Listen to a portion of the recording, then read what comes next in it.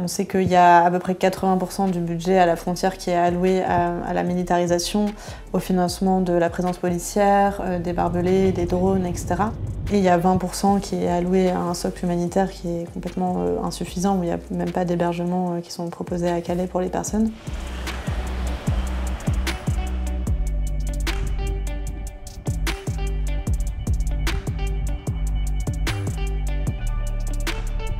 Le projet de Médecins sans frontières à Calais, il est centré justement sur la santé mentale, parce qu'on a identifié qu'il n'y avait pas beaucoup de ressources pour les personnes exilées à Calais sur cette question. C'est repérer les personnes qui auraient besoin d'accompagnement ou qui voudraient voir un psychologue ou une infirmière ou notre travailleuse sociale et de proposer un accompagnement pluridisciplinaire pour ces personnes pour faire en sorte qu'elles sortent un peu de cet état d'errance.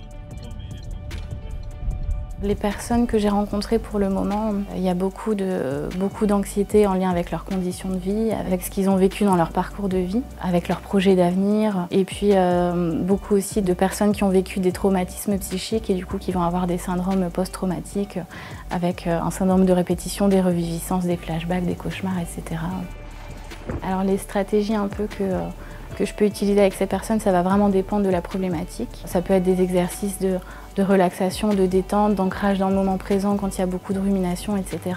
En général, pendant les cliniques mobiles, c'est vraiment un temps pour créer du lien, se présenter et tout ça. On met une table d'activités psychosociales, donc avec des jeux, la possibilité de faire des activités un peu créatives, du dessin, de la peinture, etc. Et puis voilà, on laisse les personnes venir un peu vers nous. Et puis quand il y a des besoins qui sont identifiés, on essaye de proposer un maximum des consultations. Les conditions de vie des personnes exilées, aujourd'hui, elles sont très difficiles et elles sont, on va dire, empirées par la politique qui est menée par l'État, notamment une politique d'harcèlement policier, donc dite de lutte contre les points de fixation par l'État.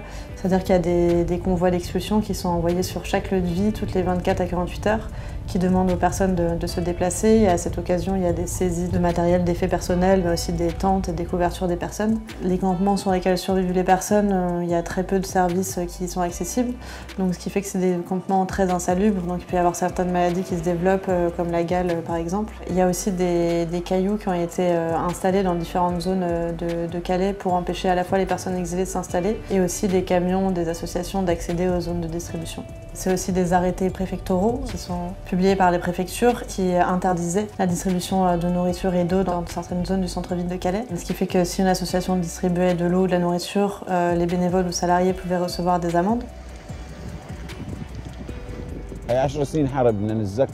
ما بنتذكر جيت على اوروبا نظفت الغبره هون بتيجي على اوروبا بقول لك انت ليش جاي لهون؟ ليش جاي بلدي فيها حرب تسالني السؤال هذا ليش جاي لهون؟ اكيد مش سياحه جاي لهون. ما هو شو يعني هلا احنا الصبح كان عندنا خيام، كان هلا لازم نكون حاطين الخيام ونايمين فيها.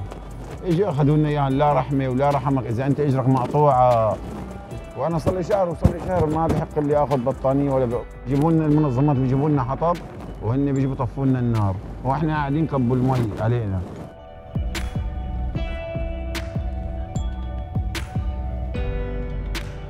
À Calais, donc, le Secours catholique, c'est une association qui est présente depuis plus de 20 ans.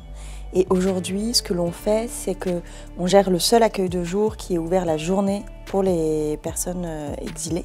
On a aussi un accueil pour les femmes en non-mixité. En fait, il n'y a pas de lieu où les femmes peuvent être tranquilles et en confiance, en sécurité la journée, simplement pour subvenir à leurs besoins vitaux, mais aussi pour parler de questions comme des questions de violence sexuelle, de prévention des risques en matière de santé sexuelle, d'emprise. C'est le seul lieu. La moitié des personnes que l'on rencontre à Calais n'avaient pas pour objectif d'aller en Angleterre quand elles sont arrivées en Europe.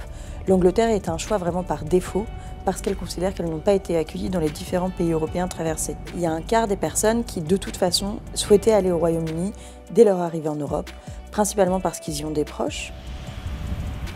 Donc voilà, c'est une politique de harcèlement des personnes et qui est hyper sécuritaire, mais qui par ailleurs se révèle très inefficace puisqu'on voit que le nombre de personnes qui sont passées en Angleterre a encore beaucoup augmenté l'année dernière. On était à 45 000 personnes qui sont passées en Angleterre en 2022 contre 28 000 en 2021 et ça fait qu'augmenter d'année en année.